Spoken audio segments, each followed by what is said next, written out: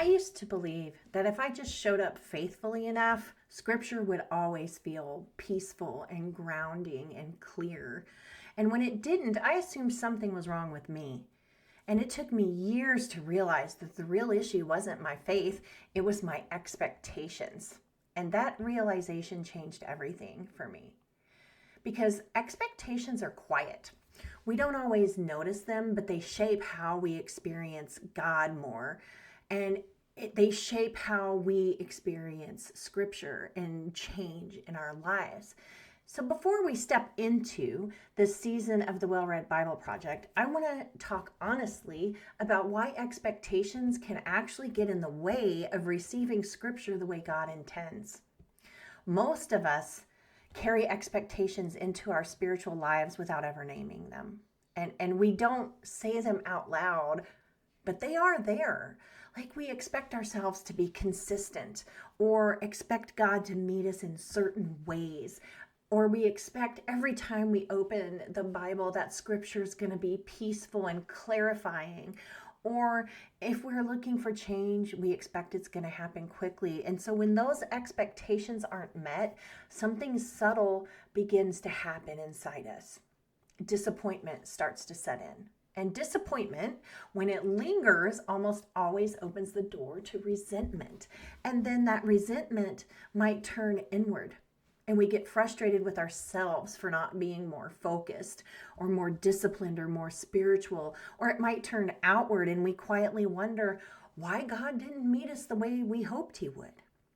Right? So this is not rebellious and it is not weak faith. It's what happens when expectation replaces trust. Right? So I want to share a very personal example of this because it shaped everything you see here today in the Well-Read Bible Project. For a long time, one of my expectations was that if I was going to teach, I should be able to memorize everything. Scripture and teachings and videos. I believed that if I really trusted God, I wouldn't need notes. I wouldn't need scripts. I would just remember things.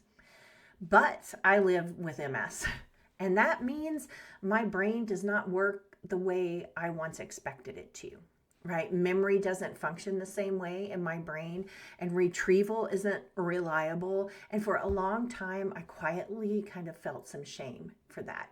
And I assumed that this limitation disqualified me, that if I couldn't remember things the way others could, then I shouldn't step out at all.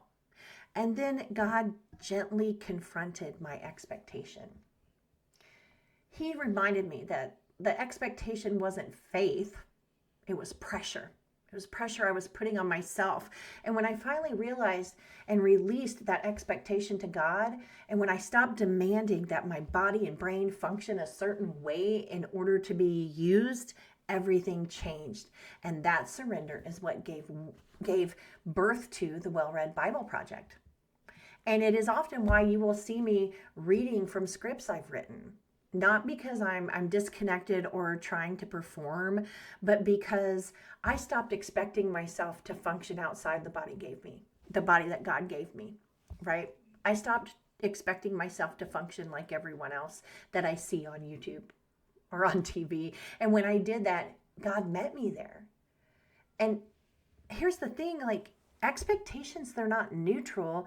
They create these internal contracts. And whether we realize it or not, our hearts begin to believe things like, if I show up faithfully, God's going to show up clearly. Or if I commit myself to this study, I'm going to be different at the end. And then when life and scripture or God doesn't follow the scripts that we create within our head, disappointment settles in. And this is especially important to name for women because many of us have lived our lives, our entire lives, myself included, under constant internal expectation. We expect ourselves to be faithful and grateful and consistent, and I should be healed by now. I should be stronger or more joyful or be more surrendered. And from a neuroscience perspective, that creates an awful lot of pressure. And that kind of pressure keeps the nervous system in a state of low-grade threat. And so when our body is in a low-grade threat and our mind is scanning, there's very little room for rest. And rest is where we meet God, right? Be still and know. When our nervous system is just braced, looking for the next threat, we cannot receive things deeply.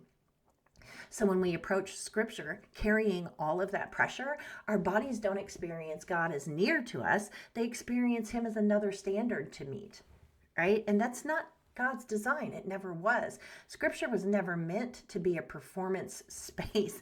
It was meant to be a meeting space. And so when we look at the life of Jesus, he never asked people to arrive complete. He asked them to arrive willing and honest. He met the woman at the well in the middle of her confusion and sin, and not after she had figured all of that out. And he met the disciples in their misunderstanding, not after they gained clarity. Jesus consistently meets people where they are, not where they think they should be. And formation happens through presence and not pressure. And this is where I want to gently reframe what expectation means for all of us, right? We have one expectation that scripture actually supports, and that is that God meets us where we are. Not where we wish we were, not where we see somebody else at, and not where we think we should be by now, right? Where we are. Okay, Psalm 139 tells us God searches us and knows us.